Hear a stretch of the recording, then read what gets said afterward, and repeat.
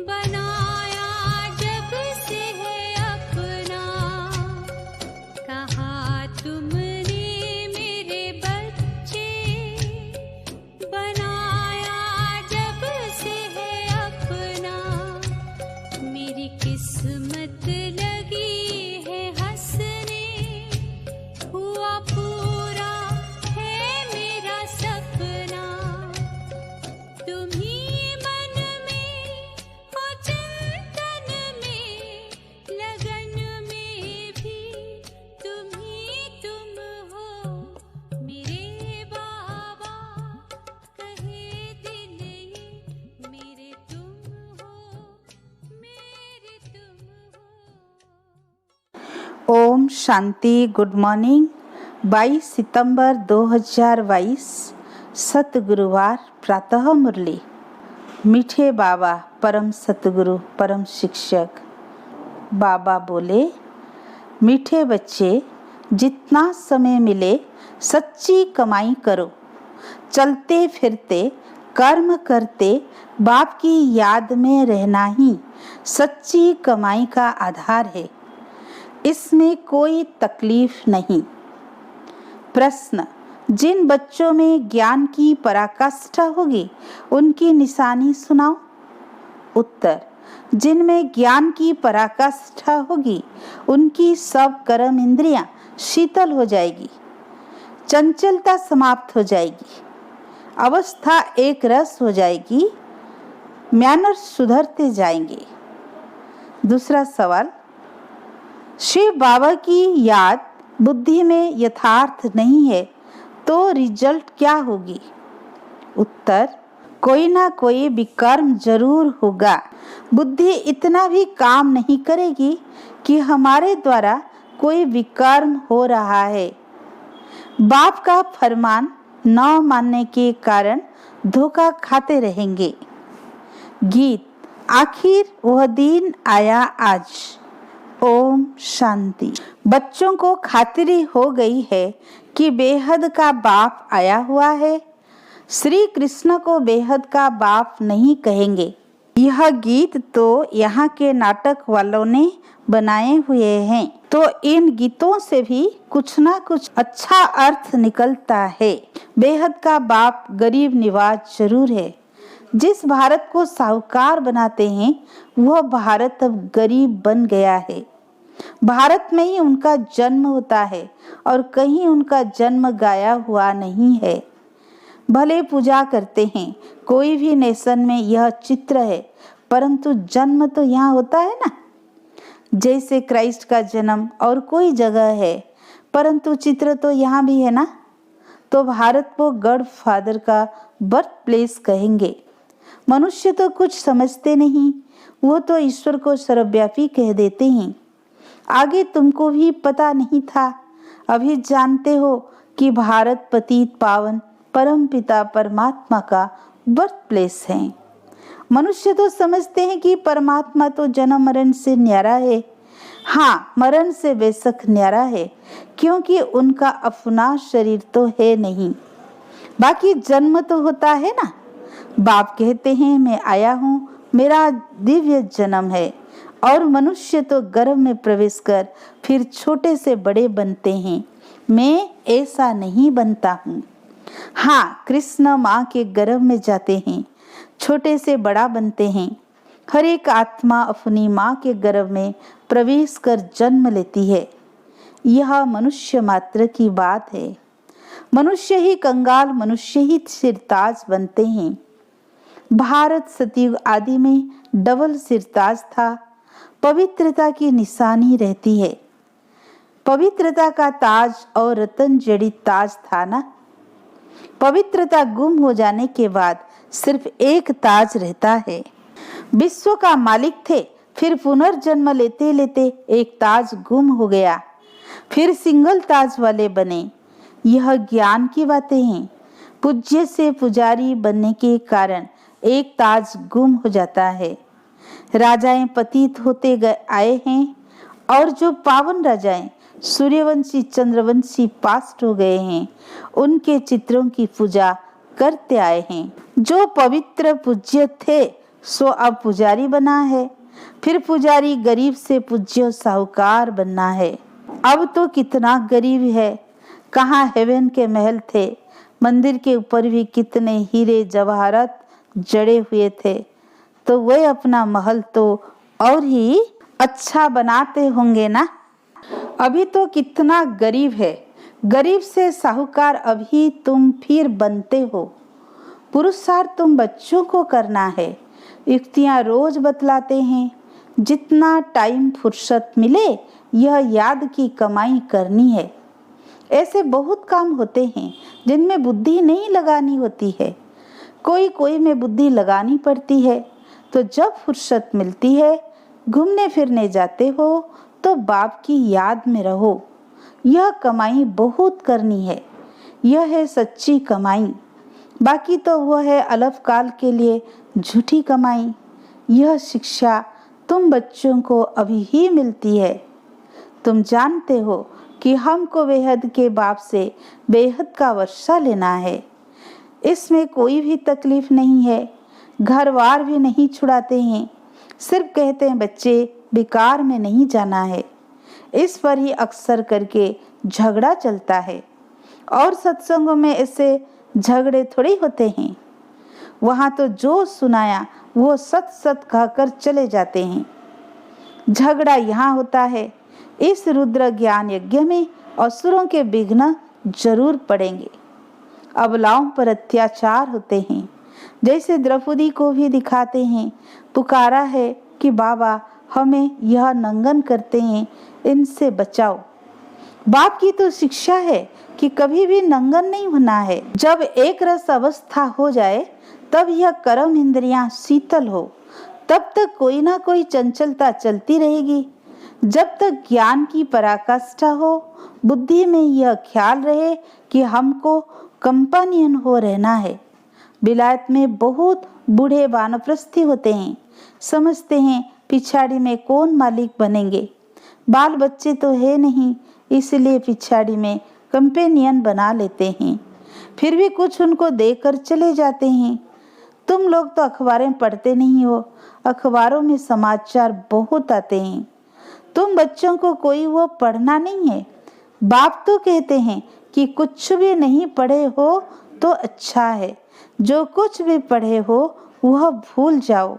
हमको बाप ऐसा पढ़ाते हैं जो हम सच्ची कमाई कर विश्व के मालिक बन जाते हैं।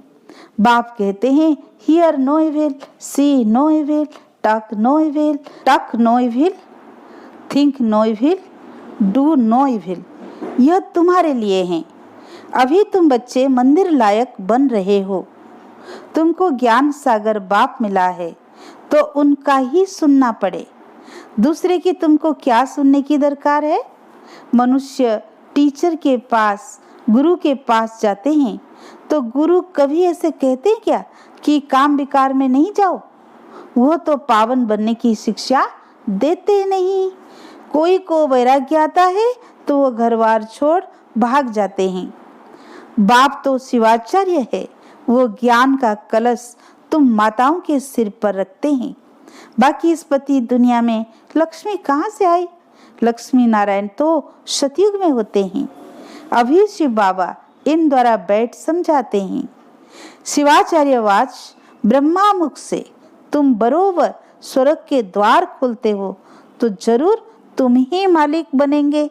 स्वर्ग का द्वार खोलते हो तो गोया स्वर्गवासी बनने का पुरुषार्थ करते हो। तुम्हारा पुरुषार्थ ही है नरकवासी मनुष्य को स्वर्गवासी बनाना। बाप भी यह सेवा करते हैं ना, पतित से पावन बनाना। तुम्हारा भी यही धंधा है जो बाप का धंधा है। आत्माओं को स्वर्गवासी बनाओ। स्वर्ग की चाहना तो सब रखते हैं ना। कोई मरता है तो कहते हैं फलाना स्वर्ग पधारा। उनसे पूछना चाहिए कि जब वो स्वर्ग में गया तो फिर नरक में बुलाकर ब्राह्मण आदि क्यों खिलाते हो। फिर तो यह अज्ञान अंधियारा हुआ। तुम यहाँ से सूक्ष्म वतन में ले जाकर खिलाते हो क्योंकि तुम जानते हो ये पवित्र ब्रह्मा भोजन है।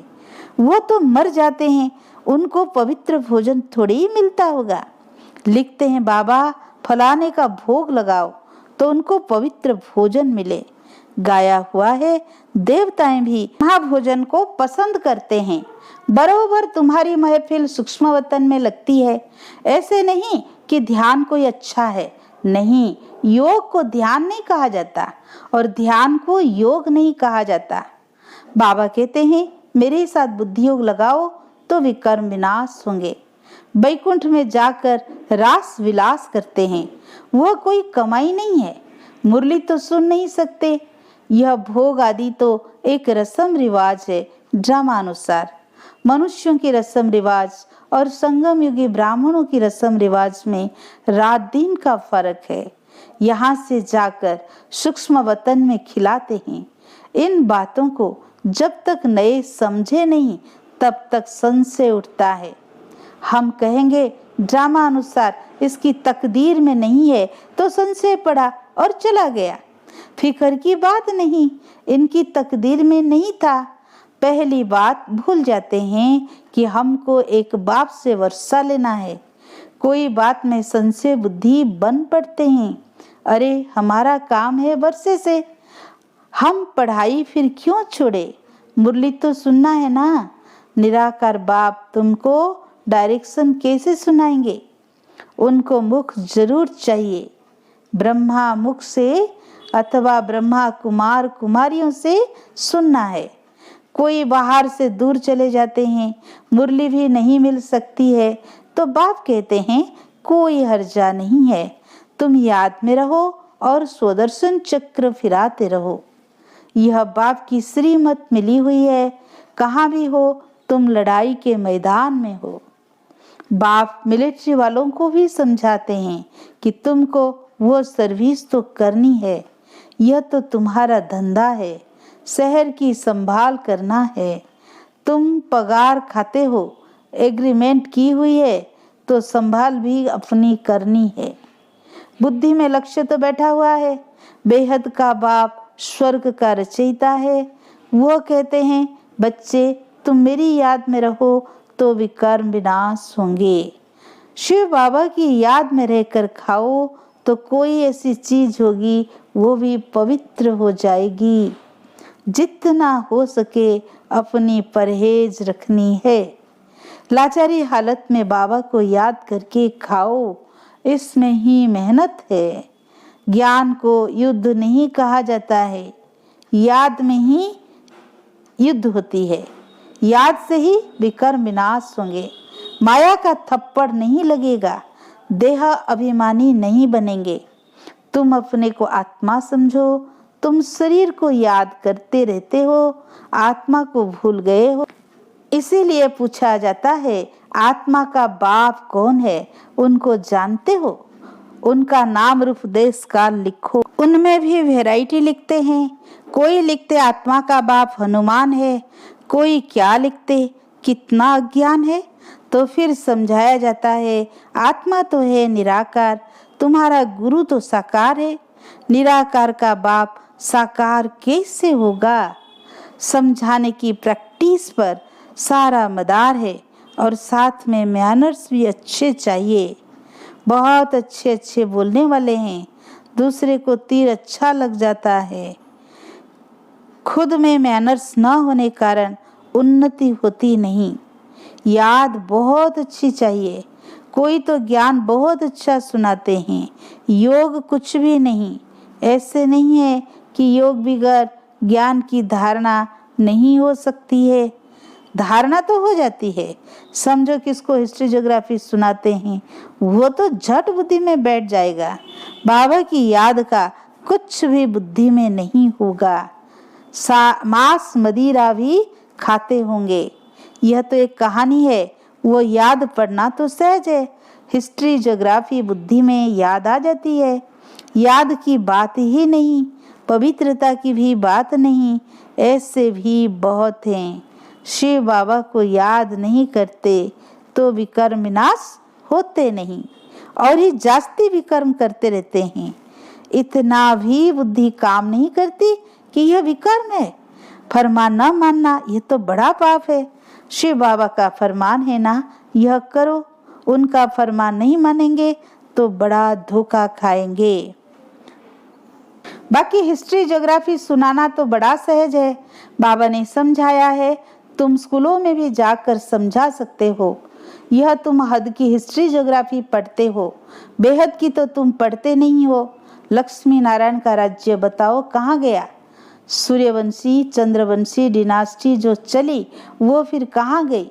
उन्हों का राज्य किसने छीना, किसने चढ़ाई की? तुम बच्चे ही जानते हो कि यह चक्र कैसे फिरता है। ये किसी को भी समझाओ तो 7 रोज बुद्धि में आ जाएगा, परंतु मैनर्स नहीं। ऐसे नहीं कि विकार में जाने से हिस्ट्री ज्योग्राफी को भूल जाएंगे। सारी बात योग की मुख्य है। योग में ही माया धोखा देती है। तुमको सर्वगुण संपन्न 16 कला संपूर्ण यहाँ ही बनना है। कई प्रतिज्ञा करके भी फिर ठहर नहीं सकते हैं। माया बड़ी प्रबल है ना। बाबा को पूरा याद नहीं करते हैं तो विकर्म विनाश नहीं होते हैं, और ये डबल विकर्म करते रहते हैं। उनको पता भी नहीं पड़ता और कहने से भी समझ नहीं सकते। तुम बच्चे जानते हो कि बाप गरीब निवाज रहम दिल है। हम बच्चों को खास और सबको आम समझाते रहते हैं। इन पर्टिकुलर हम सुख धाम में जाते हैं, इन जनरल मुक्ति धाम में जाते हैं। सतयुग में बरोबर इन लक्ष्मी नारायण का ही राज्य था। फिर चंद्रवंशी, उनके बाद इस्लामी बौद्धी आदि आए हैं, तो वो आदि सनातन धर्म गुम हो गया है। बड़ का झाड़ कलकत्ते में जाकर देखो, फाउंडेशन है नहीं, सारा झाड़ खड़ा है। यह भी ऐसे हैं, अब फिर से स्थापना हो रही है। अच्छा, मीठे मीठे सिकी लधे बच्चों प्रति माता पिता बाप दादा का याद प्यार और गुड मॉर्निंग। रूहानी बाप की रूहानी बच्चों को नमस्ते। हम रूहानी बच्चों की रूहानी माता पिता बाप दादा को याद प्यार गुड मॉर्निंग नमस्ते नमस्ते। शुक्रिया प्यारे बाबा, शुक्रिया शुक्रिया। धारणा के लिए मुख्य सार। पहला पॉइंट, किसी भी बात में संशय उठाकर पढ़ाई नहीं छोड़नी है। बाप और वर्षे को याद करना है। सेकंड पॉइंट, एक बाप से ही सुनना है, बाकी जो पढ़ा है वह सब भूल जाना है। Hear no evil, see no evil, talk no evil. आज का वरदान, बाप की छत्र छाया के नीचे रह, माया की छाया से बचने वाले सदा खुश और बेफिक्र भव। माया की छाया से बचने का साधन है बाप की छत्र छाया। छत्र छाया में रहना अर्थात खुश रहना। सब फिक्र बाप को दे दिया। जिसकी खुशी गुम जाती है, कमजोर हो जाते हैं, उन पर माया की छाया का प्रभाव पड़ ही जाता है, क्योंकि कमजोरी माया का आह्वान करती है। अगर स्वप्न में भी माया की छाया पड़ गई तो परेशान होते रहेंगे, युद्ध करनी पड़ेगी। इसीलिए सदा एक बाप की छत्र छाया में रहो। याद ही छत्र छाया है। आज का स्लोगन, जिनका मुरली से प्यार है वही मास्टर मुरलीधर है। जिनका मुरली से प्यार है वही मास्टर मुरलीधर है। अच्छा, ओम शांति।